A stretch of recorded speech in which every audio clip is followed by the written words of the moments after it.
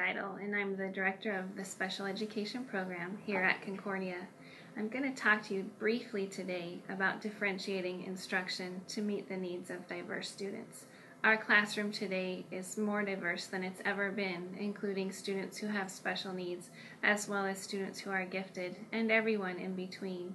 Differentiating instruction can be an overwhelming task. I want to remind you that if you consider the content, process, and product of your lessons, it may make differentiation an easier thing to do. First of all, the content is the information you give to the students. That can be varied in difficulty level. It can also be varied in the method of delivering that content, whether it be through lecture or group work or hands-on experiment. The content can be varied. The second thing to think about is varying the process. That's the time when students work on the information that you've given them. If you want to vary the process, you may be able to do that by changing the level of difficulty, allowing students to work with a partner or maybe in a small group, allowing students some more one-on-one instruction if they're struggling.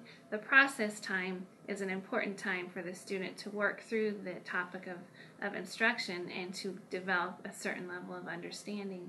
Thirdly, you may want to consider differentiating the product. Not all students are going to be able to perform as well on certain tasks. Some students can take a test well, while others may do better performing a certain skill. And so you may want to allow students to show you in different ways or different products how and what they've learned based on your lesson. Differentiating instruction is a difficult task, but it's necessary for us to consider doing if we want to meet the needs of all of our students. And doing that in the content, process, and product of our lessons will make us the most successful teachers that we can be.